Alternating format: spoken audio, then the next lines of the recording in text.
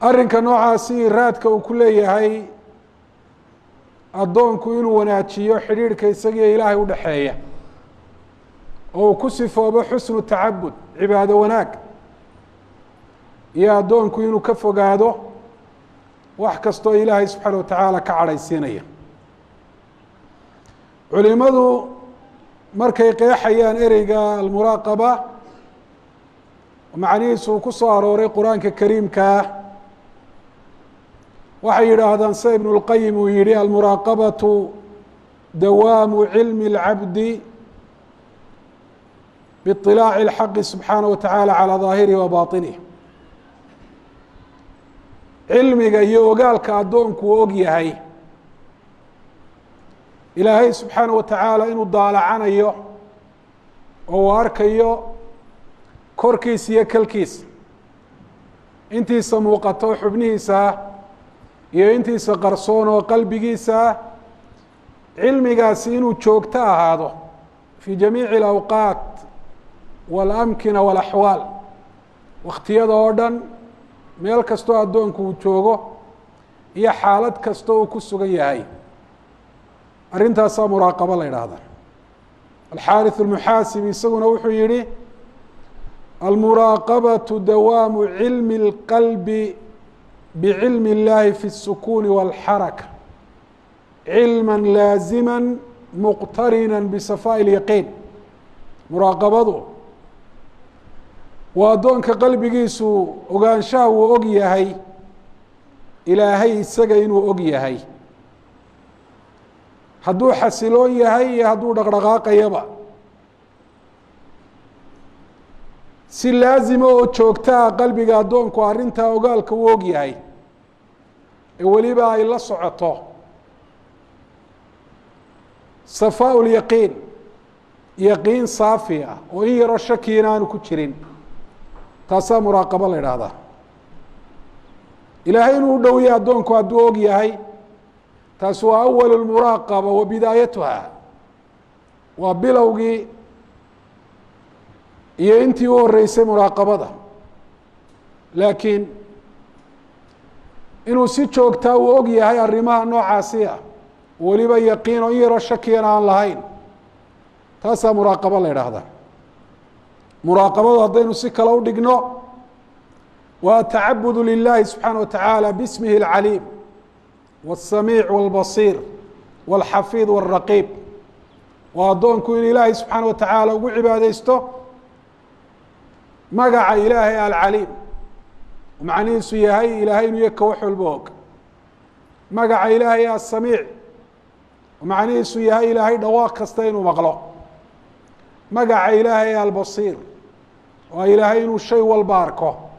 magaca ilaahay alraqiib, ilaahay subxaana wa tacaala inuu yahay ka isku darsaday laba arrimood: alcilmu biaxwaali اlcibaad wa xifduhum, ogaaluu og yahay axwaasha addoomaha, iyo rabbi subxaana wa tacaala inuu yahay ka xaafidkaa ilaalinaya. oo wax kastoo ay yidhaahdaan iyo wax kastoo ay sameeyaan iyo wax kastoo ay ku fikiraan iyo arrin kastoo ay ku hamiyaan, ka la socday aanu ka qarsoomahayn kana lumahayn, kuna abaal marin doona. ilaahay magacyadiisa in lagu caabudaa la idhaahdaa almuraaqaba. taasina waxay noo muujinaysaa ahamiyadda ay leedahay qofka muslimka ahi magacyada ilaahay macnahooda inuu barto. fakulu ismi min asmaaءi اllahi subxaana wa tacaala yatadamanu cubuudiyaة khaasa. magac kasta oo ka mida magacyada ilaahay wuxuu koobsanayaa oo uu tusinayaa arrin ilaahay addoon loogu noqdo iyo wax ilaahay subxaana wa tacaala lagu caabudo. muraaqabadu waa ogaalka noocaasi iyo macrifadaasi addoonka qalbigiisa inay gasho qiimeynta leeg bay leedahay. waxaynu odhan karnaa muraaqabaة اlcabdi lirabbihi wa aslu acmaali اlquluub aladi tatafarac canh. cilmiga noocaas iyo macrifadaasi inay addoonka qalbigiisa gashaa waa arrinka asalka u ah camalada wanaagsan ee addoonku qalbigiisa uu ka sameeyo. acmaasha wanaagsan oo dhami arrintaasay farac ka tahay waa geedka qiimaha badan ee camal kastoo wanaagsan uu yahay midho laga goosto waa akbaru waacid qofkii waano doonaya wax waaniye waxa ugu weyn muraaqabat ullah inuu mar walba xagga sare iska eego oo naftiisa uu xusuusiyo u sheego ilaahay subxaanaه watacaala inuu og yahay axwaashiisa o dhan dhawaaqiisa o dhan ilaahay inuu maqlayo wax kastoo uu ku dhaqaaqo khayr iyo shar ilaahay subxaanaه watacaala inuu arkayo aanu ka qarsoomahayn wa acdamu zaajir can اlmacaasi wax qofka macsiyada naftiisu ay dooneyso ee laga yaabo inay kuba hamidayba laakiin weli aan go-aan qalbi aan noqon wax ka celiya oo ka hor istaaga oo ka didiya waxaa ugu weyn weeye wa aqwى ma yaxmilu اlcabda calى xusni tacabud lilahi subxaana wa tacaala waa waxa ugu awooda badan ee addoonka ku kalifee ku qaada cibaado wanaag iyo inuu gaadho darajaة اlixsaan oo aclى maraatibi diin aclى maraatibi diin اlislaam maraatibta diinta islaamka ta u sareysa ah waxaynu odhan karnaa cibaad allah wax allaale waxa maanta caalamka fasaad ka dhacaya wax allaale waxa fisqi dhacaya waxaa macsiyadada ka dhacaysa waxaa dulmi iyo xadgudub dhacaya waxaa adduunyada dusheeda ku dayacan ee xuquuqa waxaa sabab u ah faqdu hadihi اlcubuudiya cibaadada noocaasi oo ah ilaah in lagu caabudo bihadihi اlasmaa magacyada aynu sheegnay bilmuraaqaba in dadka laga waayey ama quluubtooda ay ku yaraatay ayaa sabab u ah wax kastoo aada saluugto xun oo caalamkan dushiisa ka dhacaya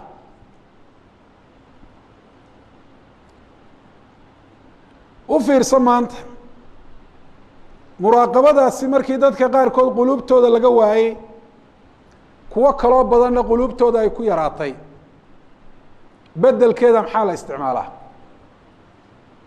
kamaraat lmuraaqaba soo ma meel walba maxaa ku dhegan xafiisyada dukaamada wasaaradaha bal xataa shawaaricda iyo wadooyinka kamarado cidda halkaa maraysa sawiraya oo qofkii wax xaday kii wax dhacay kii qof dilay kii dhibaato kala geystay hadhow toole laga eego laga tixraaco qalat muraaqabat اllahi fi quluubi الnaas fasaaruu yuraaqibuuna hadihi اlkamiraat muraaqabat ullahi dadka quluubtooda maray ku yaraatay kuwa gaaladaana quluubtoodaba laga waayey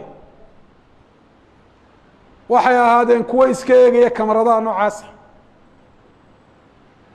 qaar fara badani waxyaaba ay samayn lahaayeen waxaa u diidaya oo ka celinaya kamaradahaas walihaadaabaa qaarkood meesha ay doonayaan inay xadaan ama ay dhacaan shaqada u horeysa ay ka qabanayaan waxay ka dhigaan horta kamaradaha inay jejebiyaan oo ay iska jeediyaan qaarkood waxay la eegtaan faldembiyeedka xuni ay doonayaan inay sameeyaan waktiyada korontadu ay tagto ee kamaradahaasi aanay shaqayn ahayn markaasaa wixii xumaay ay doonayeen ay ku dhaqaaqaan iyagoo isla cidina idin arki mayso waxay ilaabeen oo cid eegta cidda ugu hooseysa ugu liidata ay ka dhigeen allah subxaana wa tacaala walow raaqabu llaha subxaana wa tacaala lama facaluu ma facaluu hadday ilaahay xusuusnaan lahaayeen oo xaggiisa ay iska egi lahaayeen waxa ay sameeyeen oo dhan may sameeyeen qofka muuminkaa ee qalbigiisa ay ku jirta muraaqabat ullah hadday dadku arkayaan iyo hadduu ka qarsoon yahay haddii meeshu ay kamarad leedahay haddaanay lahayn xaalkiisu waa isku mid mar walba yuraaqib اllaha subxaana wa tacaala dhulka uu jooga ilaahay baa leh allaha abuure arzaaqa allaha arkaya maqlaya allaha xaalkiisu marnaba aanu ka qarsoomahayn allah aan meel lagaga dhuuman karin araggiisuna mid wax la yskaga qarin karo la yska xigsiin karo ama la iska demin karo la iska baktiin karo marnaba aanu ahayn.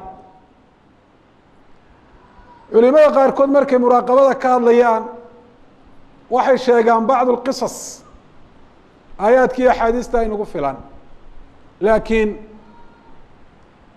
qisasku raad gooniya bay leeyihiin hadday yihiin qisas ansaxay ama waafaqsan qur-aanka iyo sunnaha wixii lagu sheegay. axad اlculamaa ayaa ardaydiisa mid ka mid a si gaara cinaayo u siin jiray oo ardaygaasi inuu qiimeynaya had ya jeer ay ka muuqan jirta. arrintaasi ayay ka fajiceen oo ay ka yaabeen ardaydiisa. maalintii dambe ayuu ardaydiisii kaxeeyey meel kayna buu dhex geeyey. mid walbana wuxuu u dhiibay shimbir xamaam ama qooley. wuxuu uhi qaado waxaad kusoo gowracdaa meel aana cidina ku arkahayn. mid waliba wuxuu eegtay meel dadka ka qarsoon uu isleeyahay qofna ku arki maayo. halkaa markuu tegay buu shimbirtii gowracay. ardaygii oo shimbirtii sidaa kusoo noqday, maxaa kugu dhacaad u gowrici weyday bu hi. wuxuu uhi de waxaad tihi meel aanu axadna ku arkahayn kusoo gowrac. marka meel walo aan tagaba ilaahay baa i arkaya, oo meel ilaahay araggiisa aan kaga qarsoomi karaa haba yaraatee ma jirto. arrintani qiimaha ay leedahay awgeed iyo raadka qofka bani aadamka noloshiisa ay ku leedahay, ilaahay subxaana watacaala sheegisteedu ku farabadiyey fi lqur'aan alkariim, isagoo addoomaha uga dhigayo waano. qafladda iyo mooganaanta ilaahay cilmigiisa iyo araggiisa iyo maqalkiisa iyo xifdigiisa iyo xogogaalnimadiisa ay ka galaanaysaa ilaahay isagoo addoomaha ka toosinaya. ilaahay subxaana wa tacaala wuxuu yihi fi lqur'aan alkariim ya ayuha الnaasu اtaquu rabakm اladii khalaqakum min nafsi waaxida wakhalaqa minha zawjaha wabaha minhuma rijaala kahiira wanisaءa wاtaquu اllaha aladi tasa'aluuna bihi wاlarxaam ina allaha kana calaykum raqiba. waa aayad in badan aynu maqalno oo laga yaabo sheekha muxaadaro jeedinayaa inuu furfurashadiisa ku daro. had iyo jeer ale khudbadaha jumcana waa la akriya. dadka badankooda haddii la weydiiyo aayadda maxaad ka fahamtay, dareen noocee bay ku gelisay. waxaa laga yaabaa kuwa macnaheeda fahmaya in badan oo kamid inay yidhaahdaan ilaahay in laga baqday aayaddaasina amreysa. ya ayuha الnaasu اtaquu rabakum ayaa ilaahay subxaana watacaala uu dhexdeeda ku yihi, iyo wاtaquu اllaha aladi tasa'aluuna bihi wاlarxaam. laba jeer ba ilaahay taqwada waa ina amray. laakiin waxaa jirta arrin aayaddu ay tilmaantay oo dadka badankoodu fii gaflati canha yihiin kuwa moogan oo aan dareensan. arrintaas waa maxay? waa arrinka muhimka ah aladi laa tataxaqaqu taqwa biduuni. waa arrinta la-aanteed taqwo alla kacabsi iyo diinku dhaqan aanu imanaynba. arrinkaas waa maxay? waa muraaqabat اllahi addoonka qalbigiisa inay gasho. wاtaquu اllaha aladi tasa'aluuna bihi wاlarxaam ina allaha kana calaykum raqiba baa lagu gebagabeeyey. ogaada ilaahay subxaana watacaala waa mid xaalkiina la socda oo marnaba aydan ka qarsoomi karin. in badan ilaahay subxaana watacaala sifadan muraaqabada la idhaha ta ka soo horjeeda oo sifo xuna waa sifatu اlgafla, inuu addoonku mooganaan ka galo cilmiga ilaahay iyo araggiisa iyo maqalkiisa iyo la socodka xaalkiisa wata xumaan o dhan sababtaa ayuu ilaahay addoomihiisa uga digaa fi lqur'aan alkariim. walaa takun min algaafiliin. nebi maxamed bu ilahay ku uhi xuska ilaahay farabadi. alikhaaru min dikr اllah waa waxyaabaha kobciya ee kordhiya muraaqabada ilaahay addoonka qalbigiisa ku jirta. addoonba addoonku ka alla xusid badan yahay ayay muraaqabadiisuna ka badantay. ilaahay buu magaciisii mar walba afka ku hayaa. ilaahay buu sheegaya u soo hadal qaadaya waa xusuusanaya. allahaasi subxaana watacaala mooganaan ka geli maayo. qaala tacaala wama allahu bigaafili cama tacmaluun. ilaahay ma aha mid moogan midaan ogeyn, midaan arkahayn, midaan maqlahayn, midaan la socon waxa aad samaynaysaa. bal ilaahay waa raqiib. qaala subxaanah wakaana allahu calaa kuli shayin raqiiba. ilaahay shay walba mid og weeye, lana socda, dushana ka ilaalinaya. wa qaala tacaala ina allaha laa yakfى calayhi shayء fi اlardi walaa fi الsamaa. ilaahay kama qarsoona shay dhulka yaal iyo mid samada yaala toona. qaala tacaala wallahu shahiidu calى ma tacmaluun.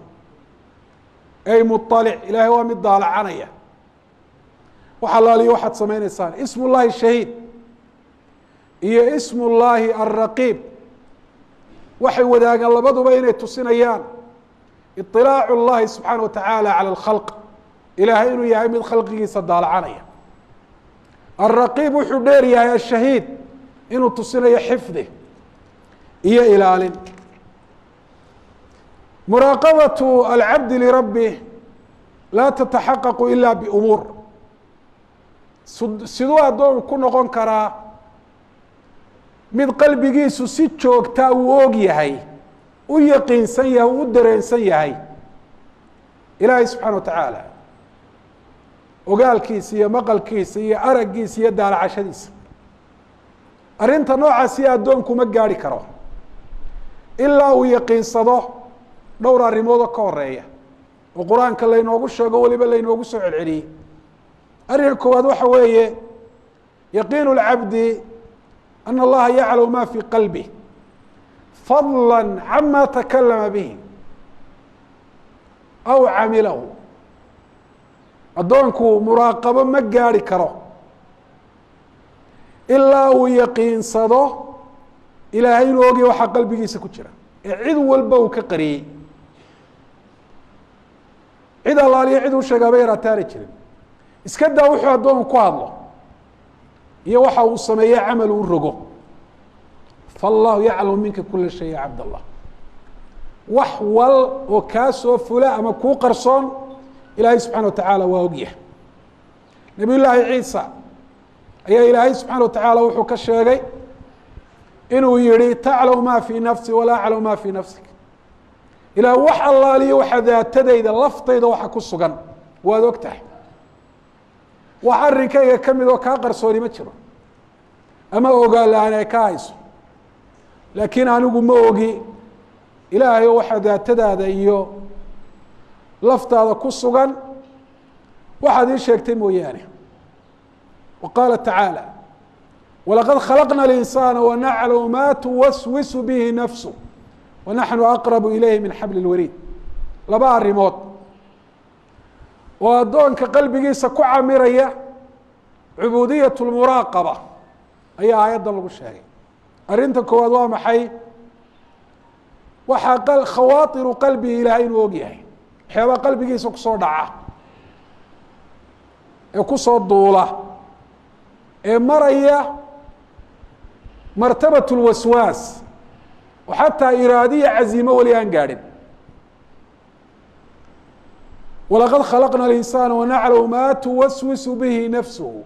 waxa naftiisu ay ku waswaasinayso, waxa miyaad samaysid, waxaa miyaad iska daysid, sidaa miyaad yeeshid, ilaahay waa og yahay. arrinka labaadna waa qurb اllahi min cabdih. waa ilaahay subxaana wa tacaala dhowaanshaha addoonkiisa u dhow yahay. wanaxnu aqrabu ilayhi min xabli اlwariid. wa qaala tacaala wاclamuu ana allaha yaclamu ma fii anfusikum. ogaada ilaahay subxaana wa tacaala inuu og yahay wax allaala waxa nafiina ku sugan, waxaa qalbigaa ku sugan, waxaa xubnahaaga ku sugan. maxay noqonaysaa markaa natiijadu bacda hada اlcilm? faxdaruuh, ilaahay ciqaabkiisa ka digtoonaada oo inuu idin ciqaabo sameeya iska ilaaliya. arrinka labaad ee addoonka qalbigiisa muraaqabo gelin kara wa yaqiinu اlcabdi biana allaha yasmacu kula ma naطqa bihi min siri wacalaniya, min sirin aw jahrin. waa addoonku inuu yaqiinsado wax kastoo uu ku hadlo ilaahay subxaana wa tacaala inuu maqlayo, wuxuu hoos u dhigo ee isagu inuu ismaqashiiyo, wuxuu cid kula faqo, wuxuu kor u qaado oo cidduu dhawaaq gaadhsiin karayo uu maqashiiyo. am yaxsabuuna ana laa nasmacu sirahum wanajwaahum balaa warusuluna ladayhim yaktubuun. waxay u malaynayaan waxay hoos u dhigaan iyo waxay cid kula faqaan inaanan maqlahayn. waa maqlayaa buuhi ilaahay. weliba taa maxaa dheer, iyadoo ilaahay subxana wa tacaala uu maqlayo, haddana wuxuu u diray malaa'ig marnaba aan ka faaruq ahayn oo waxa ay sameeyaan ee ka soo ifbaxa qora. balaa warusulunaa ladayhim yaktubuun. waa alkataba oo malaa'igtii wax ka qoreysay. wa hada min cajaa'ib اlumuur, iyadoo ilaahay xaalkeenna uu sidaa ula socdo oo wax allaalo wax inagaga qarsooni aanu jirin, sinabana aynaan uga dhuuman karin, waxna aynaan uga qarsan karin, ayuu haddana ilaahay subxana wa tacaala camalkeenna u sameeyey markhaatiyaal. waayo ilaahay bani aadamka isaga abuuray, cid ka taqaanaana ma jirto. alaa yaclamu man khalaqa huwa latiif اlkhabiir. wuxuu og yahay qaarkood isagoo ilaahay xaalkooda sidaa ula socdo waxay sameynayeenba ogaa, waxba aanu kaga qarsoonayn, oo qeybka iyo shahaadadu ay isugu mid yihiin, hadhow ina dafiri doonaan. markaasaa ilahay markhaatiyaal u sameeyey. malaa'ig baa ka qoreysa, xubnihiisaa ku markhaati furaya, khalaa'iqdaasi ayaa u markhaati furaya ama ku markhaati furaya. waa makhluuqaad kale oo ilaahay subxaana wa tacaala shaqadooda uu ku daray qofka bani aadamka waxa uu sameynaayo inay markhaati ka noqdaan. ilaahay dhulka maruu ka warramaya muxuu yihi yowmaidin tuxadiثu akhbaaraha. wax allaalo wixii dhulka dushiisa lagu sameeyey dhulku markhaati ka noqonaya. meel aan dhulka ahayn baad ayaad wax ku samaysay, meel kale miyaa tagtay, samadii soo kaama sarreyso, marnaba khalqigan ilahay miyaad ka dhex bixi karta? jawaabtu waa maya. idan way kugu markhaati furayaan xataa haddaad dafiraadaad isku daydo. ilaahay wuxuu ku sheegay fii kitaabihi qiso cajiiba. nebiga calayh الsalaatu wasalaam ruux dumara baa u timi. gabadhaasi waxay ka ashkatoonaysaa, ay ka cabanaysaa ninkeedii. waxay ugu timi gurigii caaisha. gurigu hal qol buu ka kooban yahay iyo doc yar oo qolkaa ka horeysa. caaisha radia allahu canha docdaasay fadhidaa. rasuulkuna calayhi الsalaatu wasalaam qolka ayuu joogaa. qolkay gabadhi ugu soo gashay rasuulka, waa u dan sheegato, way u cabata. ilaahay wuxuu ku soo dejiyey aayadaha ugu horeeya suuraة الmujaadala. qad samica allahu qawla alatii tujaadiluka fii zawjiha tashtaki ilى اllah wallahu yasmacu taxaawurakuma. ilaahay dhab ahaan waa maqlay qowlkii ay ku hadlaysay gabadhii kaala hadlaysay arrinka ninkeeda, ilaahayna subxaana wa tacaala uga cabanaysay, dhibaatada iyo dulmiga u geystay. doodeedii dhex martayna ilaahay subxaana wa tacaala waa maqlaayey. waa mid wax walba maqla rabbi subxana wa tacaala. waasiruu qowlakum aw ijharuu bihi inahu caliimu bidaati suduur. qowlkiina hoos u dhigtoo siraysta ama kor u qaada, ogaada ilaahay labadu inay isugu mid yihiin. iska dhaaf qowlka idinka soo baxay aada hoos u dhigteen ama aada kor u qaadeene, waxaa laabtiina ku jira ayaa ilaahay subxaana wa tacaala u og yahay. wain tajhar biاlqowl fainahu yaclamu sira waakfaa. haddaad qowlka kor u qaado, ogow ilaahay subxaana wa tacaala waxa la siraystee hoos loo dhigto iyo waxa kasii qarsooni badan, oo waxa qofku aanu kuba hadalba ee qalbiga unu ku hayo, intaba ilaahay subxana wa tacaala waa ogi. laga yaabaa dadka qaarkood iyagoo cid xamanay inay gaagaabsadaan, ayaanu ina maqlin, laakiin waxay ilaabeen ilaahay subxana wa tacaala inuu maqlayo. waa laga yaabaa qofku isagoo telefoon ku hadlayo o cid caayaya inuu hadalkiisa hoos u dhigo ama dadka kala yaro kaco ama qol hoosta uu ka soo xidho, lakin wuxuu ilaabay ilahay inuu maqlayo subxana watacaala. waa laga yaabaa qofku inuu xumaan ku hadlayo o ka sheekeynayo oo dadka uu kala dhuunto.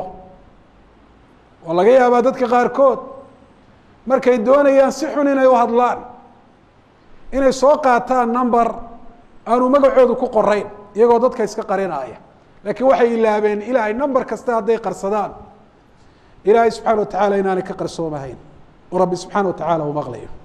arrinka saddexaad ee muraaqabada lagu gaadhaa waa yaqiinu lcabdi biana allaha yaraahu wa yaraa camalahu. waa addoonku inuu yaqiinsado oo yaqiintii saafiga ahayd alxaariث almuxaasibi uu sheegay markuu qeexayey almuraaqaba. waa addoonku inuu yaqiinsado ilahay inuu isaga arkayo meel kastoo u galo, si kastoo uu isu qariyo, wax ilaahay nadarkiisa iyo araggiisa kaa xijaabaya ma jiro. camalkaaga o dhanna mid xun iyo mid wanaagsan ilahay waa arkaya. watawakl calى اlcaziizi الraxiim aladi yaraaka xiina taquum wataqalubaka fi الsaajidiin.